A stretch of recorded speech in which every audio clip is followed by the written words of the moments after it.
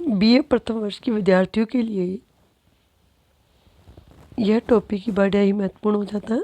भारत में प्राग इतिहासियों का संक्षिप्त में सर्वेक्षण। हमने ऐतिहासिक स्रोतों पर अध्ययन कर लिया और अब ये हमारा द्वितीय टॉपिक है। भारत के इतिहास का विभाजन प्रागैतिहासिक, आदिऐतिहासिक और इतिहास 3 भागों में किया गया। अध्ययन की सुविधा के लिए साक्ष्यों के आधार पर किया गया है कि किन साक्ष्यों से हमें इतिहास की जानकारी प्राप्त होती है। अब प्रागैतिहासिक काल, इस काल का पुरातात्विक साधनों पर ही निर्भर है। इस काल का कोई लिखित साक्ष्य उपलब्ध नहीं है। इस काल में मनुष्य ने अपने जीवन का लंबा समय इसी में व्यतीत किया। इस समय प्रकृति से संघर्ष कर उसने जीवन जीने की कला को सीखा। इस युग को हम 3 कालों में बांट सकते हैं: पुरापाषाण काल, मध्यपाषाण काल और नवपाषाण काल। भारत में पुरापाषाणकालीन सभ्यता का अनुसंधान सर्वप्रथम 1863 में प्रारंभ हुआ, जब रॉबर्ट ब्रूसफुट ने मद्रास स्थित पलवरम नामक स्थान से पूर्व पाषाणकालीन एक पाषाण उपकरण प्राप्त किया।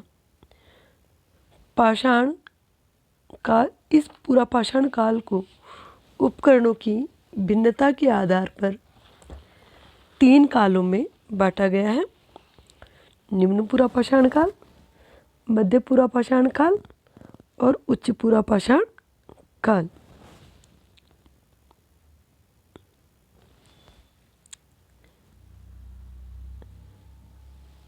पुरापाषाण कालीन संस्कृति बहुत ही लंबी अवधि के दौरान विकसित हुई। 4 लाख ईसा पूर्व से 10,000 ईसा पूर्व तक मानी जाती।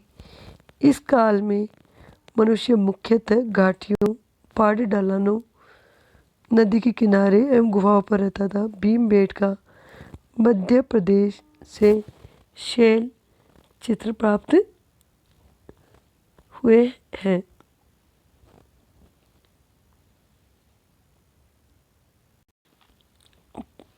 पुरापाषाण काल एक लंबी काल अवधि के अंतर्गत रहा। इस पुरापाषाण काल की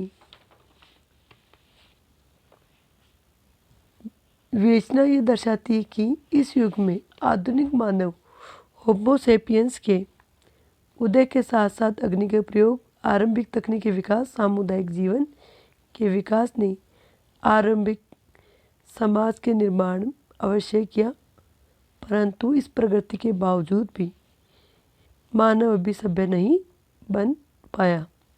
उसे असभ्य, बर्बर और जंगली कहा जाता था। परंतु विकास के क्रम में आधुनिक मानव की रूपरेखा अवश्य तैयार कर दी। पुरापाषाण काल के बाद मध्यपाषाण काल आता है। मध्यपाषाण भारत में लगभग 8,000 ईसा पूर्व हिमयुग के समापन एवं नूतन युग के आरंभ होने के साथ ही मध्यपाषाणकालीन संस्कृति का उदय हुआ। आरंभिक इतिहासकारों ने मध्यपाषाण युग की संभावनाओं से इनकार कर दिया, परंतु फ्रांस के मार्स द एंजिल नामक स्थान के उपकरणों ने मध्यपाषाण युग की धारणा को पुष्ट किया है। जलवायु परिवर्तनों ने इस संस्कृति के विकास को प्रभावित किया। घास के मैदानों जैसे जंगलों के उदय ने छोटे जानवरों, खरगोश, हिरण, बकरी आदि को विकसित किया तथा छोटे पशुओं की आखेट के लिए मनुष्य ने लघु पाषाण उपकरणों का निर्माण किया, जो अधिक उपयोगी एवं प्रभावकारी थे। इनका विकास उच्च पूर्व पाषाण काल की ब्लेड परंपरा से हुआ। इन हथियारों को व्यवहार में लाने के लिए इन्हें लकड़ी की हड्डी के हत्थों से जोड़ा जाता। उस समय प्रमुख हथियारों में इकधार फलक, वेदनी, चंद्राकार, संलंब है। इसी समय प्रक्षेपास्त्र तकनीकी तीर कमान का भी विकास हुआ।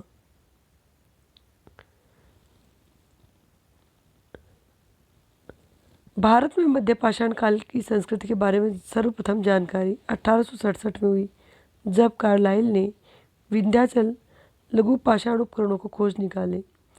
मध्यपाषाण काल संस्कृत संक्रांति का काल था। इस पुरापाषाण मध्यपाषाण के युग के मध्य अंतर था। मानव ने लघु पाषाण उपकरण बनाना आरंभ किया। मध्यपाषाणकालीन संस्कृति में अनेक तत्व देखने को मिलते। जनसंख्या में वृद्धि हुई। आखेट की सुविधा से मनुष्य छोटी छोटी टोलियां बनाकर रहने लगा। स्थायी निवास की परंपरा निकली। पशुपालन एवं कृषि आरंभ हुई। मिट्टी के बर्तन बनाना भी सीख लिया। बागोर भीलवाड़ा में शवों को सुनियोजित ढंग से दफनाने की विधि का भी पता चला है। सराय नाहर और महादाह से स्थायी झोपड़ियां बनाकर रहने का अंदाजा लगा है। मध्यपाषाण युग भारत में लगभग 4000 ईसा पूर्व तक था। इस प्रकार विद्यार्थियों, मध्यपाषाण काल की जो महत्वपूर्ण बात है, जनसंख्या वृद्धि, आखेट में सुगमता, स्थायी निवास परंपरा, पशुपालन और कृषि का बीज के रूप में आरंभ। प्रमुख स्थल वीरभानपुर, लंगनाच, टेरी समूह, आदमगढ़, बागोर, सराय नाहर, महादा। आखेट छोटे लघु पाषाण उपकरण, एकधार फलक, तीर धनुष, वेदनी, समलंब आदि।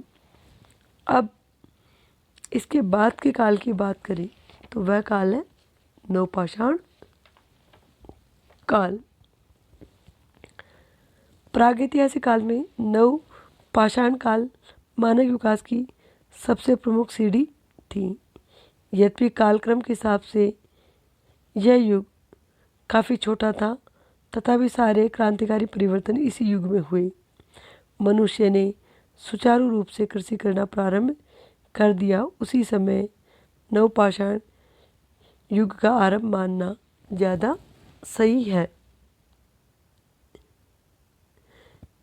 जिस समय मनुष्य खाद्य संग्रह से खाद्य उत्पादक बना, वहीं से नवपाषाण युग प्रारंभ हुआ। निश्चित रूप से यह आरंभिक असभ्य जंगली बर्बर मनुष्य का सभ्यता का क्रमिक विकास था। इसलिए एक युग का अवसान हुआ और आगामी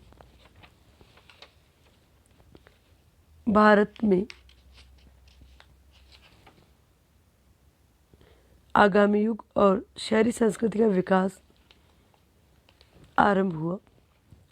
भारत में विभिन्न नवपाषाणिक स्थलों में सबसे पहले और स्पष्ट प्रमाण मेहरगढ़ से प्राप्त होते हैं, जहाँ 7000 ईसा पूर्व में कृषि उत्पादन आरंभ हो चुका था। इसके बाद अतिरिक्त बुरजहोम, किल्ली गुल मोहम्मद, राना गुंडे, सरायखोला, चिरान, मास्की, ब्रह्मगिरी, कल्लूर, कोल्डियावा, संगनकल्लू, कालीबंगा, पिकलीहल, पय्यमपल्ली आदि से नवपाषाणिक बस्तियों के अवशेष प्राप्त हुए।